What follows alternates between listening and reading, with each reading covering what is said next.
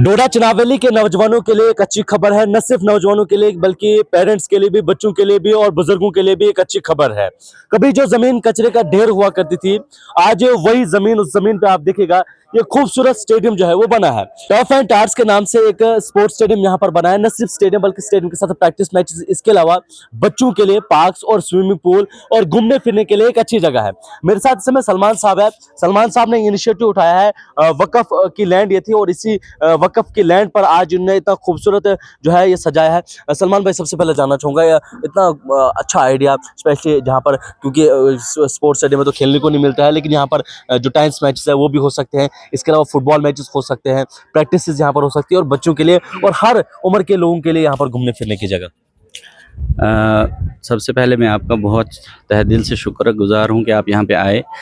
तो जैसा कि आप बात कर रहे हैं आइडिया की, तो मैं आपको याद दिलाऊंगा कि डोडा के हमारे एक नौजवान हैं, उनका वो एक गाना आया था, जन्नत से कम नहीं मेरा डोडा।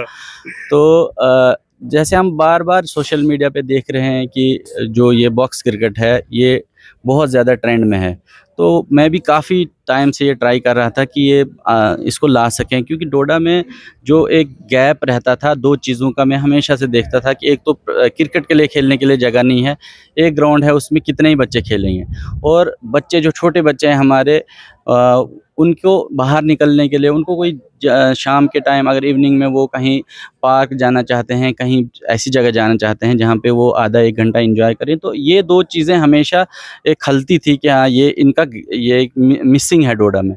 तो मैंने इस आइडिया को लाया कि हम क्यों अपने डोडा को, जब वो जन्नत से कम नहीं, इसको जन्नत एक वो बताया गया है, तो हम जो बाकी जगहों पे, जम्मू श्रीनगर जैसी जगहों पे बन सकता है तो डोडा में क्यों नहीं बन सकता है।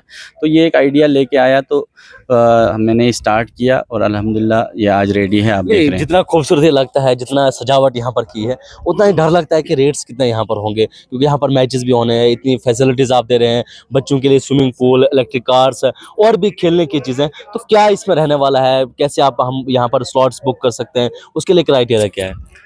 देखिए, हमारा जो चिनाब वैली की हम बात करें तो चिनाब वैली में हमें पता है कि लोग इतने ज़्यादा जो मिडिल क्लास या लोअर क्लास के ही लोग हैं ज़्यादा यहाँ पे तो हमने भी रेट्स उसी हिसाब से रखे हुए हैं, नॉर्मल रेट्स हैं। जैसे बॉक्स क्रिकेट की बात करेंगे आप, तो बॉक्स क्रिकेट में अगर हम एक घंटे में मान लें आप 20 प्लेयर्स खेलते हैं, तो 20 प्लेयर्स कंट्रीब्यूट करके 50 रुपीज़ 1000 बनता है, 1000 चार्जेस उनके बनते हैं। मतलब सिंगल बंदे को 50 रुपीज देने हैं। उसके बाद जो प्रैक्टिस नेट है उसमें एक प्लेयर रोज़ 1 घंटा आके प्रैक्टिस कर सकता है, और उसको 1200 मंथली चार्ज हम कर रहे हैं।